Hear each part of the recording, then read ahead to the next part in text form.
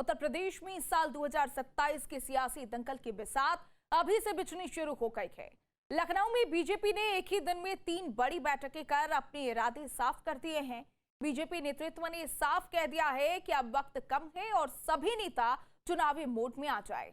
इस महामंथन में जहां विरोधियों पर तीखे तीर चले, वहीं सहयोगियों के साथ मिलकर 2027 में प्रचंड बहुमत से एनडीए सरकार बनाने का संकल्प लिया गया।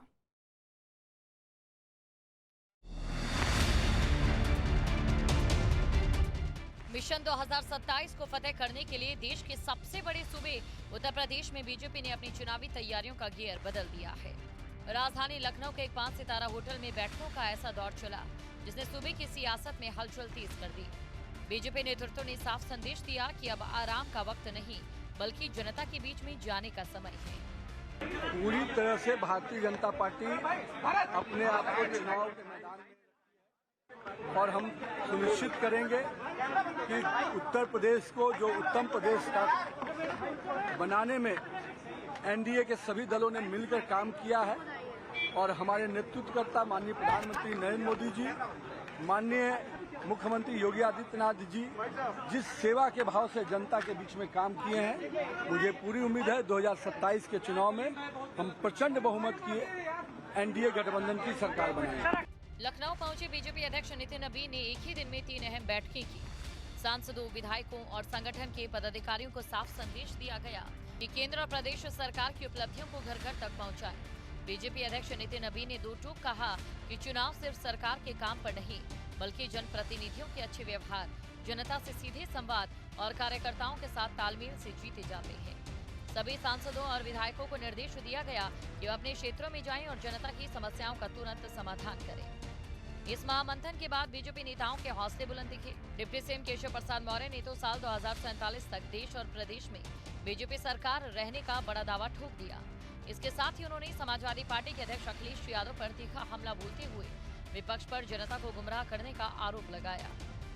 उत्तर प्रदेश में कमल खिलेगा तो कमल की तरह प्रदेश खिलेगा और प्रदेशवासी खिलेंगे, और समाजवादी पार्टी की साइकिल अगर चलेगी तो सबको कुचलने का काम, सबको दबाने का काम, सबको धमकाने का काम, जमीनों पे कब्जा करने का काम, यह सब करेंगे। इसलिए श्री अखिलेश यादव जी मुंगेरी लाल के हसीन सपने न देखें।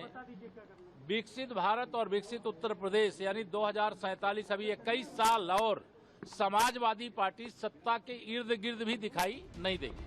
बीजेपी सिर्फ अपने संगठन को ही नहीं बल्कि सहयोगियों को भी साथ लेकर चलने की रणनीति पर काम कर रही है।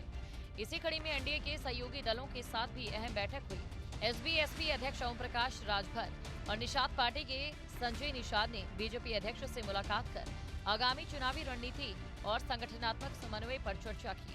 हालांकि सहयोगियों ने ये साफ किया कि फिलहाल बात सिर्फ रणनीति पर हुई है, सीटों पर नहीं। शिष्टाचार बैठक थी, दोनों दलों के आपस में अलग अलग हम लोग बैठे हैं और लंबी वार्ता हुई है कि उत्तर प्रदेश को हर बिंदुओं पर हर जाति, हर धर्म, हर वर्ग के लोगों को लेकर आगे बढ़ना है, फिर से जीत सुनिश्चित करना है और जन भावनाओं के उनका ख्याल करते हुए फिर कैसे ऐतिहासिक जीत हो सकती है उसमें बिंदु पर चलते। सीटों को लेकर भी दावा कोई पेश अभी सीटें नहीं, अभी तो सीटें जिसकी जो है वो अपने हिसाब से काम करेंगे, आगे बैठक होगी तय होगा। कोई नई रणनीति बनी?